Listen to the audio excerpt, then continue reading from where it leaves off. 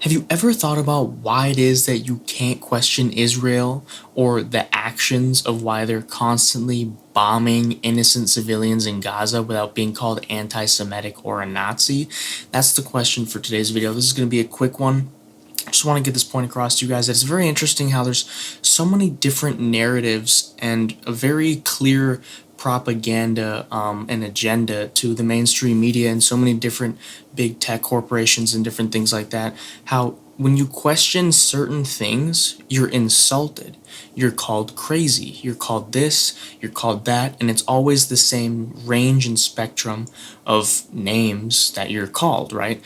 Conspiracy theorists, anti-Semitic, Nazi, extremist, those types of things. I'm sure that's very familiar with you if you question literally anything that you've been taught in school or that you're told about in the news. I mean, don't get me wrong, you know, God's great, obviously, praise Jesus, Christ is king.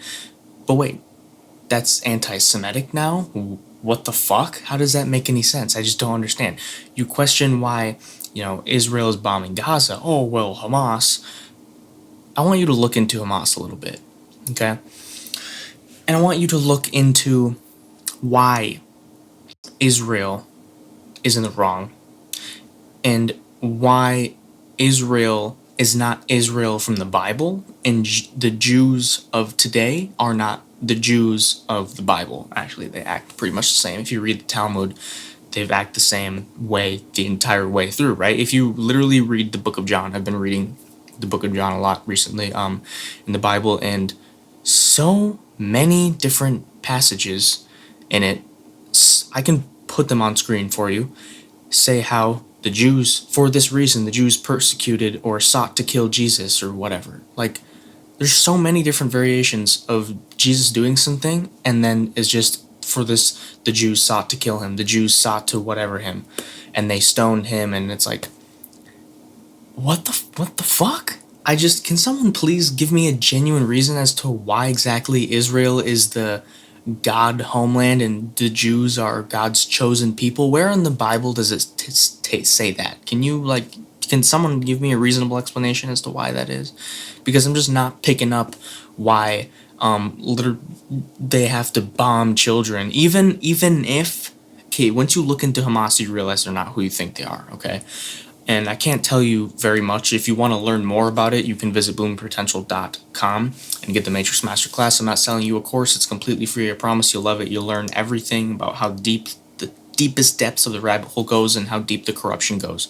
But seriously though, even besides knowing who Hamas actually is and who created them, you can question, like, okay, why is it that Israel is bombing the entirety of Gaza? Because even if Hamas was who Israel claims they are, then why are they bombing the entirety of Gaza? Because think of it as, it's a small terrorist group, so yeah, sure, even if they were who they say they were, you can eliminate them, but then why bomb the rest of the entire fucking country? But that's what they're doing. If literally any other country did this, there would be outcry. And in fact, there has any other time it's happened. But because it's Israel, all of a sudden, oh no, it's okay. They deserve to protect themselves. It's the Jews. It's God's chosen people. Okay, well, explain to me how that all works. Just in the comments, if you believe this, justify what makes Jews God's chosen people. Where in the Bible does it say that? And explain it to me in detail with context. Don't just take one little verse out. Explain it to me in context, or revolving around the rest of the verse, and so on and so forth. And also explain to me why it is reasonable for Israel to bomb and be justified to bomb the entirety of Gaza and just many innocent civilians, and for it to just be okay and like no one just gives a shit. Have you seen, if you haven't been on X, you have more than likely not seen the pictures of dead children. I've seen some fucked up things, okay? I've seen some things that I wish I never had to see, that I wish I never saw. But I'm also glad my eyes were opened. Because once you stop following this narrative blindly, like a deer in headlights, once you can actually detach from things and put your mind in a place where you're able to actually, like, think for yourself and not just go, okay. When you stop becoming a zombie and just following the herd like a sheep, you feel more free.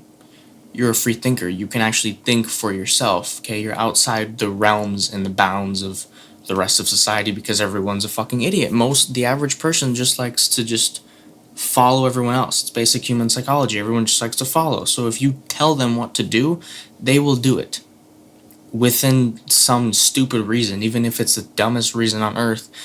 If it seems reasonable enough to them, they'll just do it. So seriously, justify that to me. And also, look up when Israel was founded, because if Israel is still the Holy Land from the Bible thousands of years ago, then how is it that when you literally Google, and I explain this in another video, go check it out, why is it that when you Google when Israel was founded, it was founded in the 1940s? This is not the same Israel of the Bible. What the fuck? I mean, seriously, this is just bullshit. All right, I'm going to end this here. Again, if you want to learn more about how deep the rabbit holes go to bloomingpotential.com and get the Matrix Masterclass. Again, I'm not selling you a course. It's completely free. Promise you love it if you love the conspiracy type shit. God bless.